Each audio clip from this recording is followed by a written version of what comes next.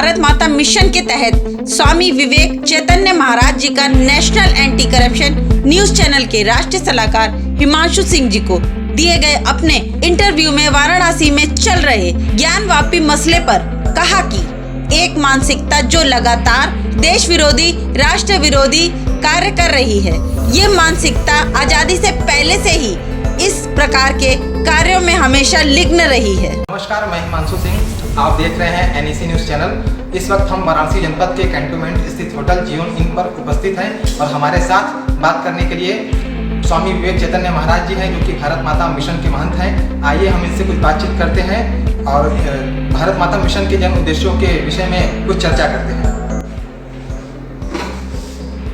महाराज जी, NEC news channel पर आपका हार्दिक स्वागत है। बहुत बहुत धन्यवाद आपको। महाराज जी, एक मानसिकता लगातार इस देश में इस ढंग से काम कर रही है जो पूरी तरह से राष्ट्र विरोधी है। वो केवल आज का मामला नहीं है, देश की आज़ादी के पहले से, और मैं तो ये कहूँगा कि देश की आज़ादी के पहले क्या, जब से वो विचारधारा एक धर्म का नाम दे करके इस दुनिया में आई है, तब से इस दुनिया में नफरत ही नफरत है। इसलिए जिनके लिए भी मोहब्बत का पैगाम, प्यार का पैगाम धर्म है, उनके संस्कार से कुछ सीखिए और उनके उपासना स्थल पर जो आपका वर्षों से न जाने कितने उपासना स्थल पर जो आपका कुत्सित प्रयास रहा अपना गलत वर्चस्व बना करके, वो कहीं इबादत गाह नहीं हो सकती। वो निश्चित रूप से नफरत का केंद्र है, घृणा का केंद्र है। तो खुदा का जो घर है, जो खुदा की इबादत गाह है, वहाँ पर नफरत का कोई स्थान नहीं होना चाहिए।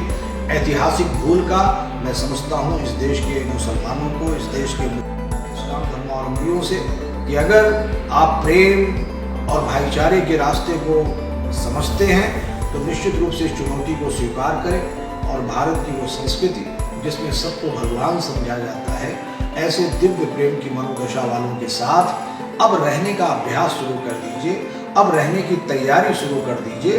उनके संस्कार से कुछ सीखिए और उनके उपासना स्थल पर जो आपका। स्वामी जी ने मुस्लिम संप्रदाय के लोगों को संदेश दिया है कि भारतीय संस्कृति में जिसमें सबको भगवान माना जाता है, ऐसे दिव्यभान मनोदशा वाले लोगों के साथ रहने का अभ्यास करें, आदत डालनी चाहिए।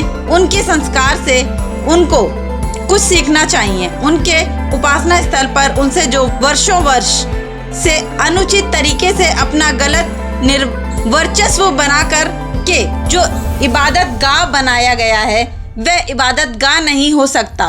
वो नफरत एक घृणा का केंद्र बन चुका है और खुदा के इबादत गाह में घृणा के लिए कोई जगह नहीं है।